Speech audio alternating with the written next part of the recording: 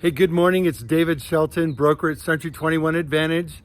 And not just a broker, but I'm also a son, a husband, a father, and a grandfather. Wow. Those roles that we have in life, not just our occupation or our relationships with others, but really what's most important is my relationship with God. And this morning, yesterday was a crazy day, and this morning I had not read the 1 year Bible passages for yesterday and clumped them together today, which happens sometimes. So I read both the 20th and the 21st day of April readings there in the end of the book of Joshua.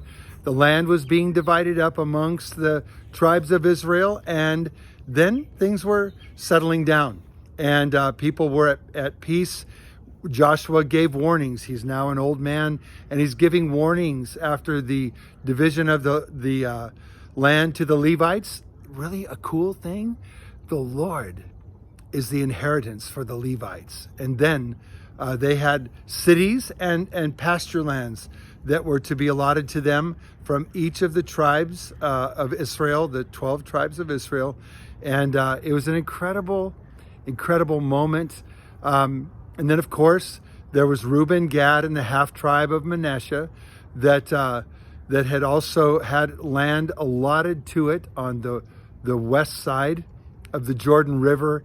And so they were dismissed. They had done a great job.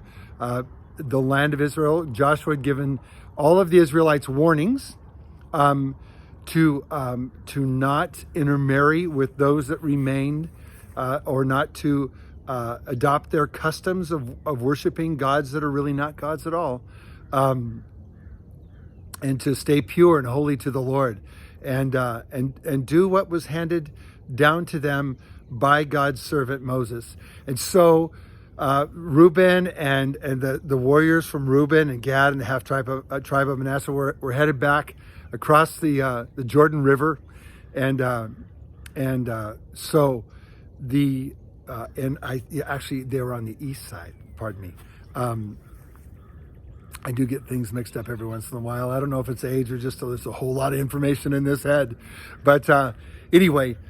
They were headed back across the river, and they thought, oh man, we better build a memorial here on this side of the Jordan to remind both our descendants and the descendants of the other 9.5 tribes of Israel that we are one people and we worship God, and we are bound. And so they were building this monument. Word got out, and the rest of the tribes of Israel gathered together, and they were gonna go kick some brothers' butts, and it was sad. It was a crazy moment. There was so much noise about what was going on, and it was speculation, and they had forgot about that commitment to love each other, love their neighbors themselves.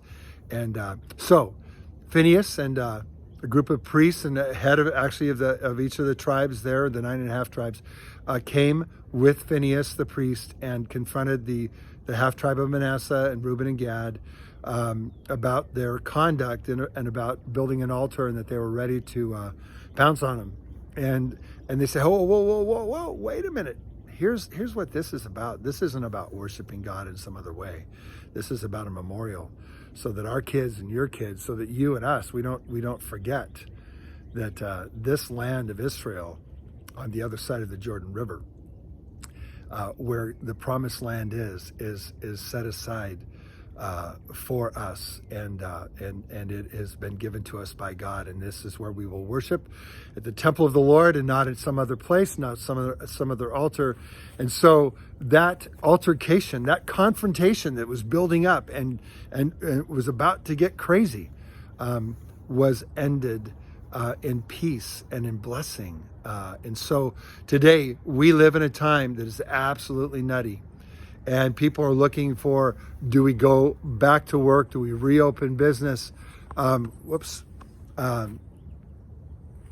do we do in this time? Is it safe yet? And there's people want to know that. But I can tell you this, living in this world is not safe. Breathing the air that we breathe that's been polluted is not safe. Drinking the water that we drink that has been contaminated by poisons to try to make it drinkable and safe is not safe. Eating foods that are dusted with chemicals is not safe.